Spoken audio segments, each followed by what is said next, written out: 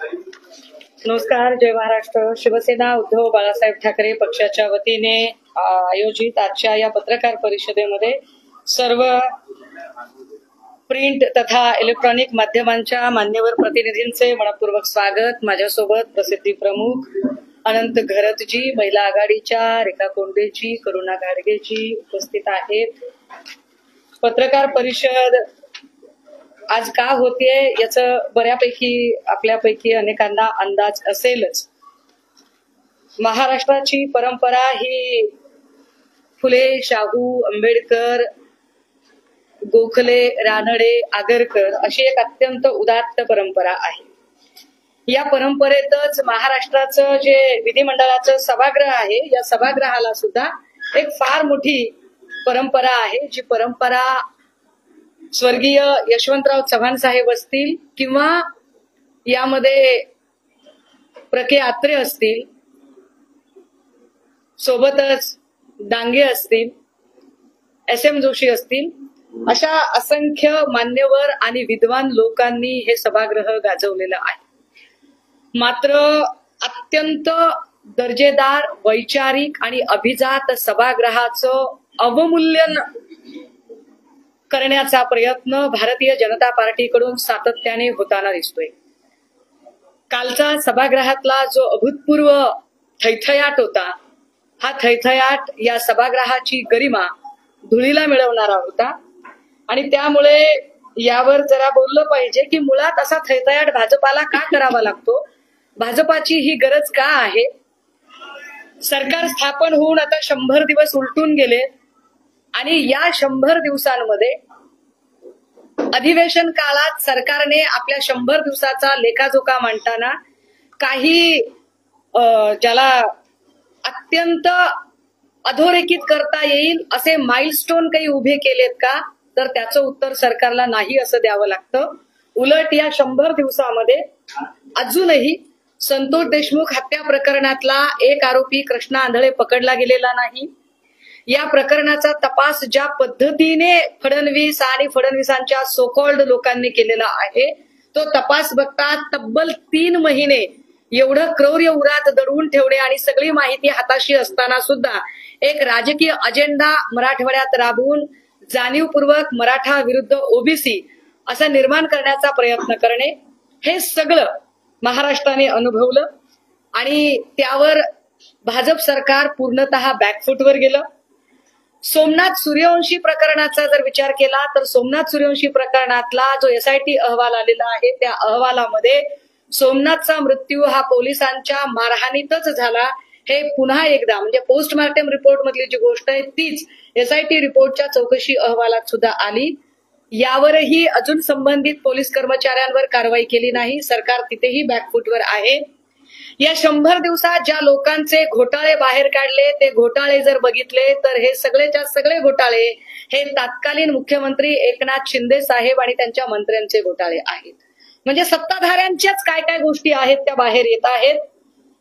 या सगळ्या लोकांवरून सरकार बॅकफुटवर जात असतानाच धनंजय मुंडेंचा राजीनामा, जयकुमार गोरेंचे एका महिलेला स्वतःचे नग्न व्हिडिओ पाठवणं असेल किंवा माणिकराव कोकाटेंची वादग्रस्त सदस्यता, ह्या सगळ्या मुद्द्यांवर जे सरकार कम्प्लिटली बॅकफुटवर गेले, त्या सरकारला एक नवा मुद्दा पाहिजे होता म्हणून त्यांनी औरंगजेब कबरीचा मुद्दा काढला. परंतु जे लोक फार कबरीवर बोलतात आणि ज्यांना फार आम्हीच कसे हिंदुत्ववादाचे पुरस्कर्ते आहोत आणि जे उद्धव साहेबांच्या बद्दल फेक नरेटिव्ह तयार करायचा प्रयत्न करतात, ते हे विसरतात की ते नेमके काय आहेत. कारण नितेश राणे ज्या आपल्या सागर बंगल्यावरच्या बापाच्या आशीर्वादाने आणि बाप दिल्लीतल्या बापाच्या आशीर्वादाने बोलतात, त्यांना हे माहिती असलं पाहिजे की नितेश राणेंचे तथाकथित आजोबा किंवा ही सगळी मंडळी नेमकी कोण आहेत, की औरंगजेबाच्या या वंशजाच्या मजारीवर रंगून येथे मोदीजी का फुले वाहत आहेत, ते ह्याच्यावर ते कधीच बोलत नाहीत. बरं, ही मजार जी आहे ही मजार औरंगजेबांचीच आहे, कारण याच्या मागे त्याच्या वंशजाची त्याच्या मागे एक फोटो आहे. हा फोटो नीट व्यवस्थित झूम करून घेतला की हा फोटो असा दिसायला लागतो. आता याच्यावर राणे बोलणार नाही, राणेंना जेवढा टास्क दिलाय तेवढा टास्क ते करतील. परंतु जे राणे फार काँग्रेस वगैरेवर थैथयाट करत होते त्यांना तो विसर पडलाय की 10 वर्ष काँग्रेसच्याच पायाशी लोळण घेत त्यांनी जी पदं मिळवली आणि आपला जुहूचा बंगला कमावला जो अनाधिकृत आहे. आणि जुहूच्या बंगल्याला वाचवण्यासाठी अविघ्न सोसायटीतली आपली पाप लपवण्यासाठी राणेंना भाजपचा आश्रय घ्यावा लागला. ते राणे आम्हाला शेंड्यावर शहाणे होऊन शहाणपण शिकवतात. या सगळ्यांमध्ये काल जो मुद्दा त्यांनी काढला होता त्यावर मी आता फार जाणार नाही, कारण मनीषा कायंदेंचं आधीचं म्हणणं काय होतं, मनीषा कायंदे त्यावर काय बोलत होत्या वगैरे हे सगळं आपण आधीही पाहिलेलं आहे. मात्र या संबंधाने याची गरज का पडते, हे प्रकरण काढायची गरज का पडते, कारण जेव्हा औरंगजेबचं प्रकरण काढलं जातं आणि औरंगजेबची मजार आम्ही उखडून काढणार आहोत असं ते सांगतात, त्यावेळेला त्यांना अपेक्षित असतं की आता विरोधक काहीतरी विरोध करतील. पण विरोधकांनी सांगितलं की रे आमचं काय देणं घेणं आहे, वो थोडी हमारा चाचा भतीजा मामा काका कोई है, आपको करना है सो कर लो. आता विरोधकांनी मुद्द्यातली हवा काढली म्हटल्यावर काय करावं, तर नागपूरची दंगल करावी. नागपूरच्या दंगलीमध्ये जो माणूस पुढे आणलेला होता तो माणूस मायनॉरिटी डेमोक्रेटिक पार्टीचा सदस्य, नितीन गडकरींच्या विरोधात निवडणूक लढवणारा, हा गृहस्थ आधी भाजपच्या आणि फडणवीसांच्या किती संपर्कात होता हे आता इंटेलिजन्सने शोधून काढायचं त्यांना चॅलेंज आहे. त्यांना शोधून नाही मिळालं तर 8 दिवसात मी सगळे त्याचे पुरावे अजून देईन की ज्या माणसाला पुढे केलं ही सगळी दंगल वाढवण्यासाठी तोही पुन्हा भाजपचाच होता. ज्या अटकेत लोक आहेत ती सगळीच्या सगळी विश्व हिंदू परिषदेची कशी काय निघाली, म्हणजे जाणीवपूर्वक तुम्हाला वातावरण बिघडवायचं होतं. परंतु हे सगळं चालू असताना, हे वातावरण बिघडवताना त्यांच्या असं लक्षात आलं की अरे नाही, विरोधकांनी तर आपली सगळी पोलखोल करून टाकलेली आहे आणि आता काय करायचं, नागपूरची दंगल आपल्या अंगाशी येते असं वाटल्यावर, आय रिपीट वन्स अगेन, नागपूरची दंगल भाजपा आणि सत्ताधाऱ्यांच्या अंगाशी येते असं वाटल्यावर यांना शिळ्याकडीला ऊत आणणं भाग होतं. आणि त्या शिळ्याकडीला ऊत आणण्यासाठी मग औरंगजेब प्रकरणावर तब्बल 1300 मतांनी आघाडी घेत त्यांनी जुनच प्रकरण उकरून काढलं. मला वाईट वाटतं या गोष्टीचं की खरंच कुणाच्याही घरातलं लेकरू असं जाऊ नये, आणि तसं जात असेल तर हे दुःख आहे. या दुःखावर या लेकराच्या आईने स्पष्टपणे सांगितलं की आमचं काही म्हणणं नाहीये, पण तरी सुद्धा या सगळ्यांच्या संबंधाने वडिलांनी काही तक्रार करायची ठरवली. ती खरं तर प्रेयर आहे, जुन्या एका याचिकेला आमची प्रेयर टॅग करा म्हणून, तर त्यांनी ती करावी, ती करण्याला पण हरकत नाही, त्यांनी ती केली पाहिजे, कारण त्यांना न्याय मागण्याचा अधिकार आहे. परंतु एखाद्याच्या दुःखाला आपलं राजकीय भांडवल म्हणून वापरणारी भाजपा किती नीच आणि कपटीपणाचं राजकारण करते हे फार स्पष्ट आहे. हे इतकं नीच आणि पाताळयंत्री राजकारण करणाऱ्या भाजपापासून या लेकराच्या आई वडिलांनी सावध राहिलो पाहिजे की तुमच्या लेकराला न्याय देण्यासाठी नाही तर तुमचा वापर करून स्वतःची राजकीय पोळी भाजून घेण्याचा वापर इथं गलिच्छ भाजपा करत आहे. आता याच्यावर फार घसेफोड करणाऱ्या एक बाई विचित्रपणे किंचाळत होत्या. बाईंचा तसा तो नाद आहे, बाई तशाच वागत राहतात, बाईच्या स्वभावाला औषध नाहीये. परंतु मी अत्यंत नम्रपणे आणि जबाबदारीने सांगितलं पाहिजे, काल सोशल मीडियावर खूप धुमाकूळ चालू असताना अनेक लोक म्हणत होते की झोपडपट्टीतली भाषा वापरली, झोपडपट्टी सारखं बोललं जाते. परंतु अत्यंत विनम्रतेने सांगितलं पाहिजे की झोपडपट्टीला सुद्धा एक क्लास असतो. झोपडपट्टीतली लोक काबाड कष्ट करतात, पण ती प्रामाणिकपणे स्वतःची रोजीरोटी मिळवतात. झोपडपट्टीतली लोक भलेही गरीब असतील परंतु ती लोक आपलं इमान विकणारी नसतात. त्यामुळे कृपया वाघबाईंबद्दल बोलताना झोपडपट्टीचे उदाहरण कुणी देऊ नयेत. आता ह्या बाई कोण आहेत ज्या फार म्हणतायत की मी लढले, मी संजय राठोडच्या साठी लढले. माझं त्यांना सभागृहाच्या बाहेरून का बरं, तर त्याचं कारण आहे. सभागृहामध्ये ज्यांना आम्ही सदस्यत्व दिलं त्या महिला आता बऱ्यापैकी जिकडे खवा तिकडे थवा असं म्हणत त्या उडून भूर झालेल्या आहेत. आणि प्रामाणिक पुरुष सदस्य ज्या वेळेला बोलतात त्यावेळेला भाजपा बायकांच्या आडून नथीतून तीर मारण्याचा प्रयत्न करतं आणि मग भाजपा बायकांच्या आडून व्हिक्टिम कार्ड खेळायचा प्रयत्न करतं. त्यामुळे भाजपाला उत्तर देण्यासाठी मला इथे पत्रकार परिषद घ्यावी लागेल.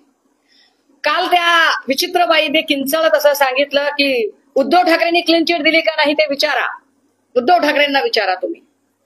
खरं तर या बाई कधी काळी उद्धव ठाकरेंकडेही पक्षप्रवेशासाठी अगदी गडबडा लोळत आल्या होत्या.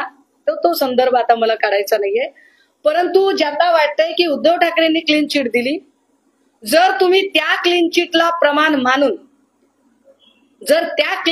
प्रमाण मानून देवेंद्र फडणवीस यांनी संजय राठोडांना मंत्री केलं असेल तर वाघबाईचा नेता देवेंद्र फडणवीस खरा असेल.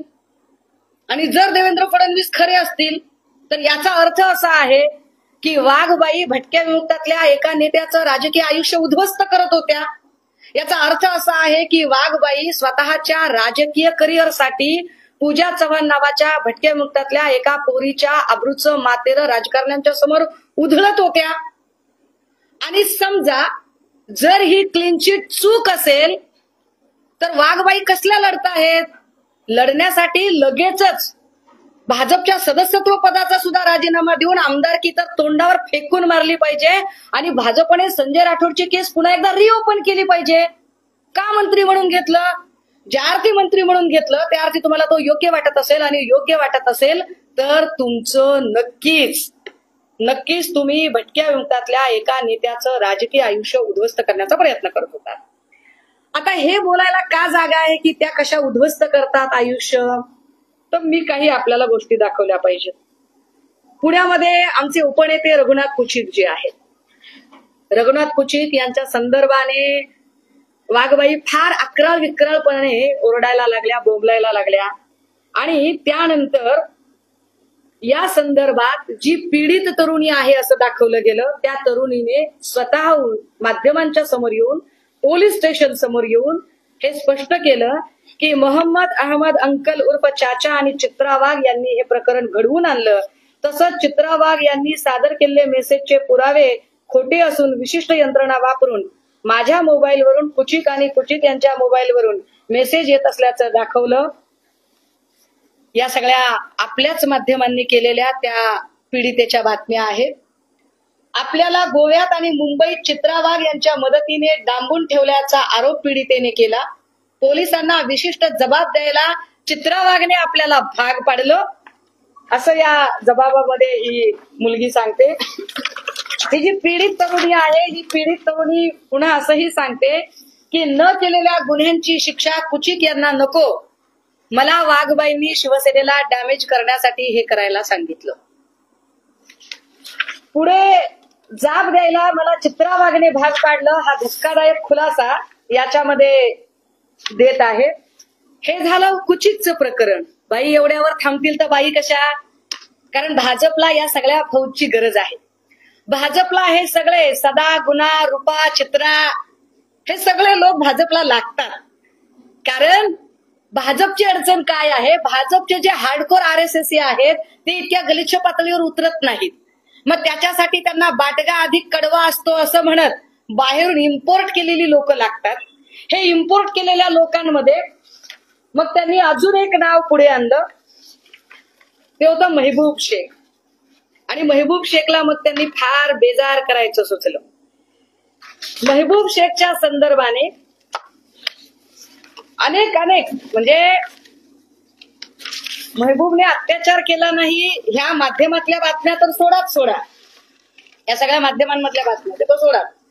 परंतु माझ्याकडे काही FIR कॉपीज आहेत आणि या FIR कॉपीज मधली मी एक माहिती वाचूनच दाखवली पाहिजे की महबूब शेख याच्यावर जे आरोप झाले होते त्याच्यामधली जी पीडित आहे, मी नाव आणि तपशील वगळते जाणीवपूर्वक, मला त्या महिलेच्या सुरक्षेची काळजी आहे म्हणून, आणि फक्त त्यातला काही मजकूर वाचते की त्यानंतर घाबरलेल्या अवस्थेत मी हॉटेलात जाऊन झोपी गेले व माझ्या रूमचे दार नदीमने बाहेरून लावून घेतले.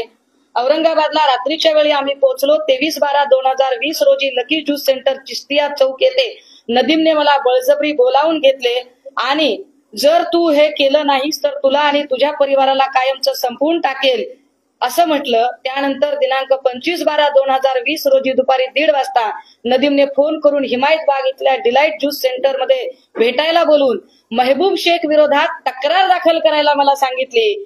मी महबूबला ओळखत नव्हते. तेव्हा नदीमने मला मोबाईल मधला महबूब शेखचा फोटो काढून दाखवला. मी खूपच घाबरलेली होते. माझी आणि महबूबची ओळख नव्हती. मला तो फोटो खूप वेळा दाखवण्यात आला. पुढे काय केले त्यांनी? 31/12/2020 रोजी 7:30 वाजता नदीमने फोन करून सांगितले, तू ज्याच्यावर तक्रार केली तो राष्ट्रवादीचा खूप मोठा नेता आहे आणि आता तू माघार घेऊ शकणार नाहीस. त्यामुळे तू तात्काळ हाजी अली फंक्शन हॉल समोर ये. तेथे मी पांढऱ्या रंगाची गाडी घेऊन तुला जाण्यासाठी थांबवली आहे. मी दौलताबादला थांबलो आहे. तू गाडीत बसून तिथं ये. मी त्याप्रमाणे आहे त्या कपड्यावर गाडीत बसून दौलताबादला गेले. तिथे दुसऱ्या गाडीत नदीम शेख, रियाज शेख, विशाल ड्रायव्हर हे होते. ते मला गाडीत बसून अहमदनगरच्या संकेत हॉटेलला घेऊन गेले. तिथे रूम मध्ये मला सोडून माझा मोबाईल त्याच्या ताब्यात घेऊन मी 1-1.5 तासात येतो म्हणून नदीम गेला. त्यानंतर 1.5 तासांनी नदीमने येऊन मला ज्यांनी काम दिले आहे ती व्यक्ती आष्टी. कृपया हे माध्यमांनी ऑन एअर करावी. काय सांगितलेलं आहे. त्यानंतर 1.5 तासांनी नदीम येऊन मला ज्यांनी काम दिलेले आहे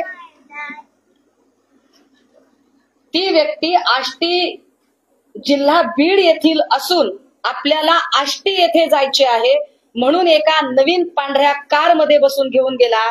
आम्ही 5:30 वाजता आष्टी येथे कृष्णा हॉटेल येथे थांबलो.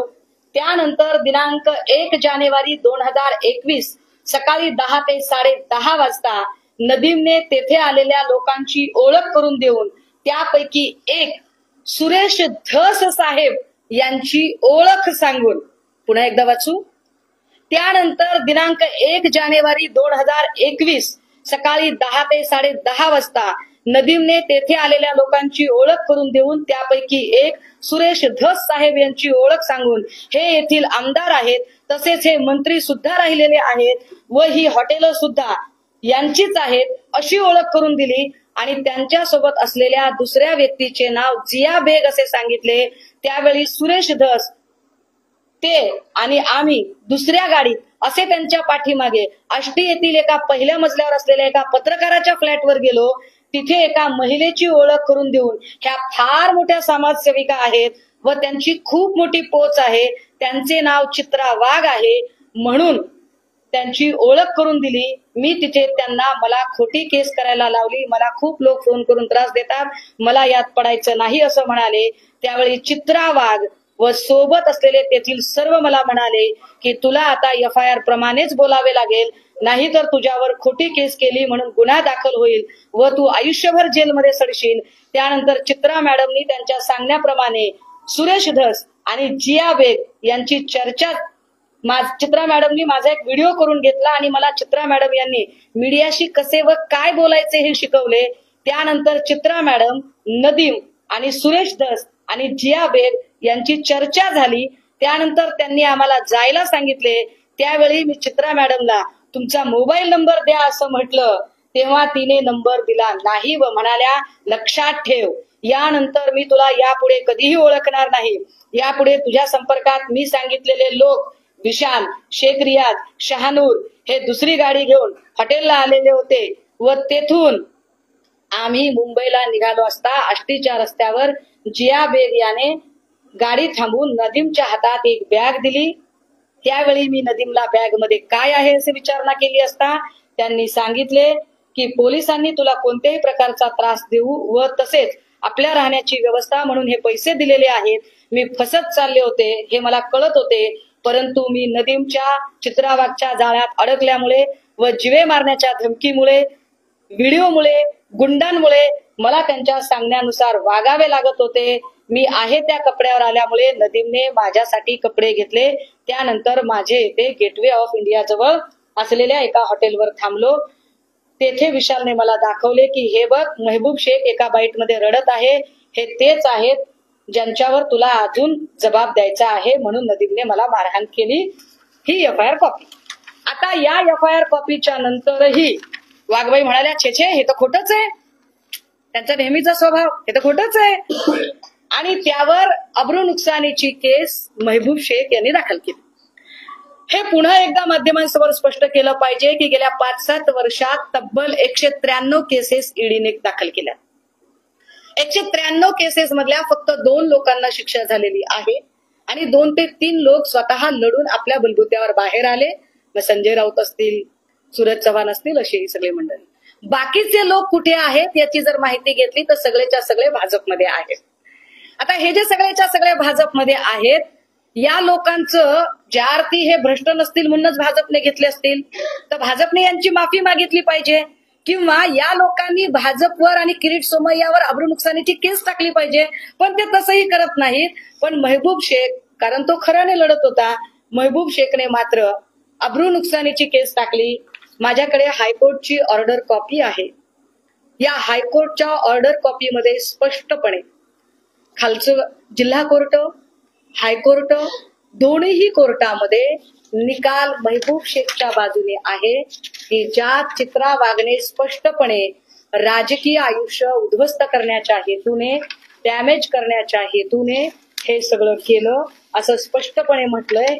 ही प्रेयर इंग्रजीमध्ये आहे पण तरीही 2-3 ओळी वाचल्या पाहिजेत. In the present case the suit for deformation is filed by the person against whom the criminal proceedings are initiated. However, the criminal proceedings are not initiated by the present applicant. Defendant filing of criminal proceeding is not pleaded as a cause of action. The suit is based on the statements made by the applicant against the respondent, which according to the respondent are false and judgmental, as if the respondent is being convicted for the offense, though the statement were made of the basis of on an FIR that was lodged against the respondent.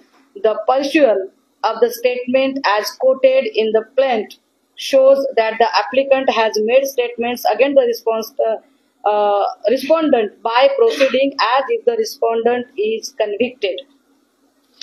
ह्या सगळ्या जर गोष्टी बघितल्या तर वाघबाईंचा किंवा किरीट सोमय्यांचा वापर भाजपा काय पद्धतीने करते आणि कशासाठी करते हे स्पष्ट आहे. राहिला प्रश्न वाघबाईंनी कालची भाषा वापरायचा, मला वाटतंय त्या भाषेवर मी जाऊ नये, माझ्यावर चांगले संस्कार आहेत. परंतु एक नक्की आहे की या निमित्ताने थोडीफार आकडेवारी का होईना परब साहेबांनी बाहेर काढली. मी परब साहेबांचे आभार मानते. आणि माध्यमांनाही जो प्रश्न सत्ता हे सगळं आकांड तांडव केलं. वाघबाईंनी जो आकडा सांगितला तो त्यांच्या कार्यकर्तृत्वाचा एकूण आलेख बघितला असता हा आकडा थोडा कमी आहे, कारण लोक अत्यंत कौतुकाने आकडेवारी जास्त देतात, याचंही कृपया त्यांना भान असावं. प्रश्न विचारू शकता. संजय राठोडांना मी हे पुन्हा एकदा स्पष्ट केलं पाहिजे. निवृत्त न्यायाधीशांची जी कमिटी होती त्या कमिटीने जो रिपोर्ट दिला होता त्या रिपोर्टमध्ये निर्दोष आहेत असं सांगितलं होतं. ते निर्दोष आहेत असं निवृत्त न्यायाधीश कमिटीने सांगितल्यानंतर सुद्धा उद्धव साहेबांनी तो राजीनामा घेतला होता. आता जर उद्धव साहेबांनी तो राजीनामा घेतला तर भाजपने पुन्हा त्यांना सत्तेमध्ये का सामावून घेतलं? भाजपने कोणत्या आधारावर घेतलंय? त्या क्लीनचिटच्या आधारावर जी निवृत्त न्यायाधीशांच्या समितीने दिलेली आहे त्याच्यावर. तर याचा स्पष्ट अर्थ आहे की वाघबाईने एका माणसाचा राजकीय आयुष्य उद्ध्वस्त करण्याचा प्रयत्न केला. आणि जर वाघबाईचं म्हणणं खरं असेल तर भाजपा खोटारडी आहे.